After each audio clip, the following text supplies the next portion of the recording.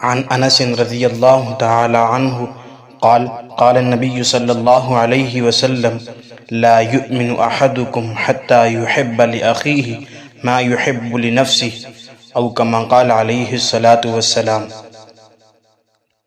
حضرت انس رضی اللہ تعالی عنہ نبی کریم صلی اللہ علیہ وآلہ وسلم سے روایت نقل کرتے ہیں۔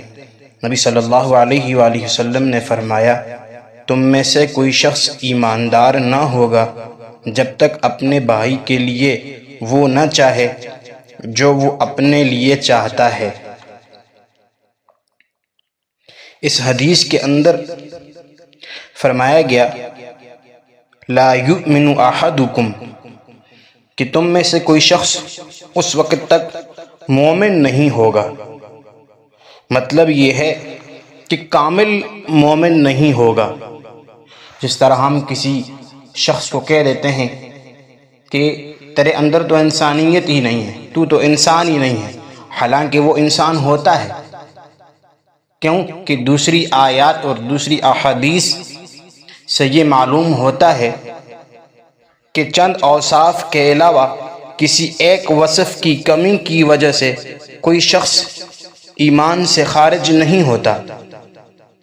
تو اس حدیث میں معاشرے کے امن و سکون کو قائم کرنے کا ایک بہترین طریقہ بتایا گیا ہے کہ ہر انسان اپنے مسلمان بھائیوں کے لیے بھی وہی پسند کرے جو وہ اپنے لیے پسند کرتا ہے۔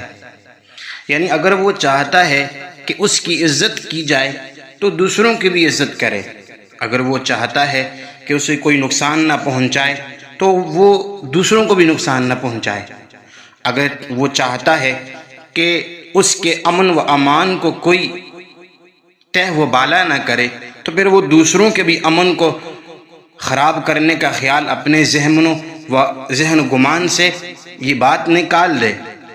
اگر تمام مسلمان اس طریقے کو اپنا لیں تو پھر اس میں کوئی شک نہیں کہ سارا اسلامی معاشرہ امن و سلامتی کا گہوارہ بن جائے گا۔ اگر ہم یہ چاہتے ہیں کہ ہماری کوئی عزت کرے تو پھر ہم دوسروں کی بھی عزت کریں، اگر ہم یہ چاہتے ہیں کہ ہمیں کوئی نقصان نہ پہنچائے تو پھر ہم دوسروں کو بھی نقصان نہ پہنچانے کی کوشش کریں۔ خود تو ہم یہ چاہتے ہیں کہ ہمیں کوئی نقصان نہ پہنچائے، لیکن دوسروں کو ہم نقصان پہنچانے میں کوئی کمی نہیں چھوڑتے۔ خود تو یہ چاہتے ہیں کہ ہمارے ساتھ کوئی زیادتی نہ ہو، لیکن دوسروں کے ساتھ زیادتی کرنے میں ہم کوئی کسر نہیں چھوڑتے ہیں۔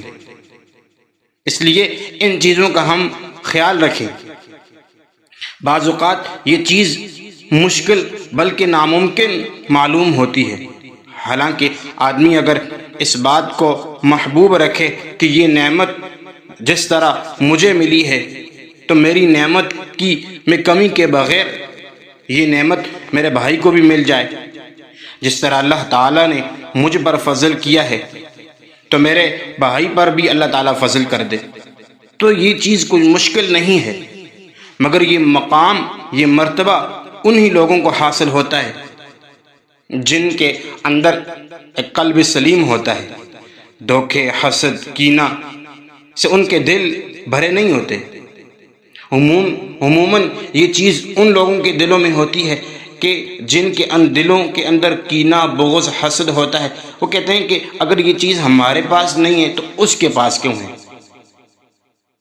تو یہ چیز ہمیں گوارا نہیں کرتی ہے، بلکہ ہمیں تو یہ چاہیے کہ ہم اپنے لیے اگر اچھا چاہیں تو اپنے مسلمان بھائی کے لیے بھی اچھا چاہیں، کیونکہ قرآن مجید میں اللہ تعالیٰ نے یہ ارشاد فرمایا کہ تِلْكَ الدَّارُ الْآخِرَةُ نَجْعَلُهَا لِلَّذِينَ لَا يُرِيدُونَ عُلُوًّا فِي الْأَرْضِ وَلَا فَسَادًا وَالْعَاقِبَةُ لِلْمُتَّقِينَ کہ یہ آخری گھر ہم ان لوگوں کے لیے بناتے ہیں جو زمین میں نہ بلندی کا ارادہ رکھتے ہیں اور نہ فساد کا، اور اچھا انجام پرہیزگاروں کے لیے۔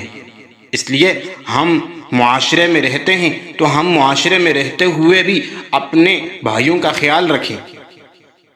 جس طرح جو چیز ہم اپنے لیے پسند کرتے ہیں اپنے مسلمان بھائی کے لیے بھی ہم وہی چیز پسند کریں۔ تو اللہ رب العزت ہمیں ان باتوں پر عمل کرنے کی توفیق عطا فرمائے۔